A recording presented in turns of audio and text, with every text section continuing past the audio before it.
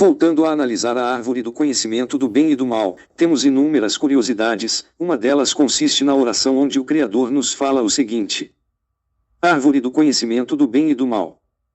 Capítulo 20. Identidade da serpente erguida no deserto. Vamos então averiguar algumas das coisas que Deus quer que o homem passe a limpo sobre tal árvore.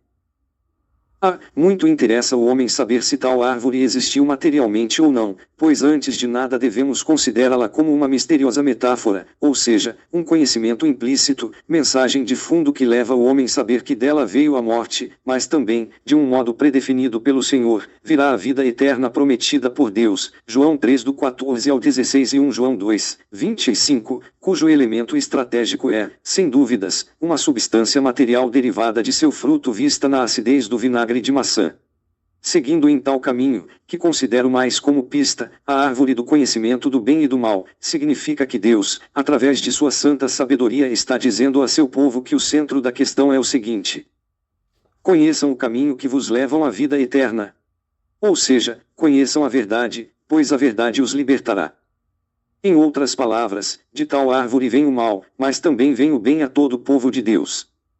Cientificamente falando, o homem só tem como neutralizar o efeito do veneno, através do substrato do próprio veneno.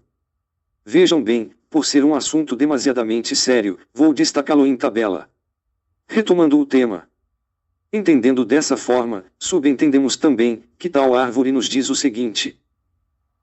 Sobre tal fusão acontecida ainda no jardim de Deus, o homem atual já se encontra maduro, como diz o Senhor através do apóstolo João em Apocalipse 14:15, para dessa maneira saber que no jardim criado por Deus, de fato aconteceu uma relação sexual, momento em que o diabo em forma de uma serpente com a sua formosura e eloquência, seduziu a Eva, nossa mãe biológica, fecundando-a com o seu sêmen no sentido de perpetuar sua raça sobre a terra criada pelo Senhor, vindo a fundir um terceiro ser, cujo nome é Caim, que veio à terra já contaminado pela imundícia do pecado original, quero dizer, o bem e o mal fundidos em um só elemento na figura material orgânica de Caim, cumprindo a escritura que nos diz. Portanto, da mesma forma como o pecado entrou no mundo por um homem, e pelo pecado a morte, assim também a morte veio a todos os homens, porque todos pecarão. Romanos 5:12. Vejamos. Pois em uma breve síntese, quero adiantar para o povo de Deus, pois foi exatamente, através dessa fusão, mais bem conhecida como um ato sexual, ou que seja através de uma inseminação artificial, que o profano se misturou com o sagrado, traduzindo a caída da criatura. Ou seja, o diabo conseguiu se consolidar a criatura, se conectando com a mente e o coração do homem, tanto quanto Deus, tornando o homem nessa situação, um ser mestiço parcialmente desconectado da sua origem que é Deus, como está anunciado em Gênesis 4:16, Mateus 13:25-30. No mesmo sentido, foi nesse exato momento que o diabo conseguiu roubar parte da criação do Criador, como assim está anunciado em João 10:1. Em outras palavras, com a interferência do diabo na criação de Deus, houve de fato um apagão na mente do homem que segue na escuridão até os dias de hoje, impedido de ver o caminho da verdade. Aqui, abro um parêntese para revelar a identidade da árvore do bem e do mal.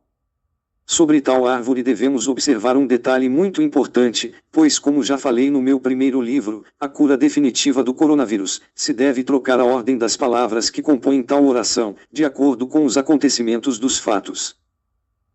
Pois o bem da maneira que se encontra na Bíblia traduzida do hebraico, aramaico e grego, por se tratar de uma escrita inversa, representa o início de tudo, quero dizer que o bem narrado em Gênesis 1:31, levando em consideração que na construção do corpo humano, houve duas obras, uma de Deus Gênesis 2:7, e outra do diabo Gênesis 3:7, feitas, no entanto, em dois momentos e circunstâncias distintas, representa então, a obra que Deus criou, que foi avaliado como muito bom em primeiro lugar, vindo após isso, o mal que representa a obra feita pelo diabo no homem, o que se encontra em segundo lugar.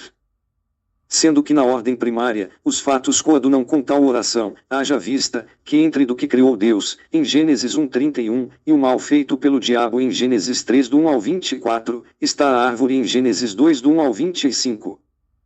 Entretanto, levando em consideração que o diabo, ao gerar o fim do bom de Deus através da ruína que representa a morte do corpo humano, surgiu um novo princípio, onde o mal em uma nova circunstância, passa a ocupar o primeiro lugar, enquanto o bem que é a vida eterna, ainda está por vir. Entendendo a explicação, devemos considerar tal oração como se segue. Árvore do mal e do bem.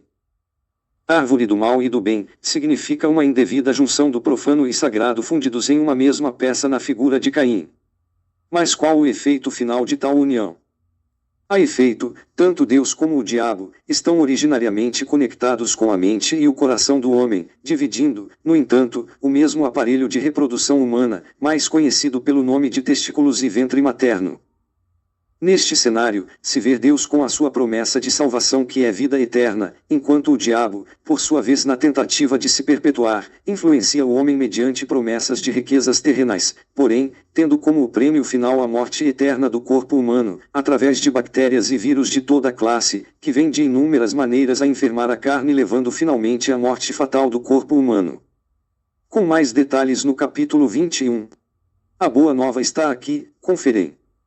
Por favor, sejam missionários. Me segue aqui nas minhas redes sociais, comentem e compartilham meus conteúdos com seus parentes e amigos. João Batista, São Paulo, Brasil, 21 de junho de 2024.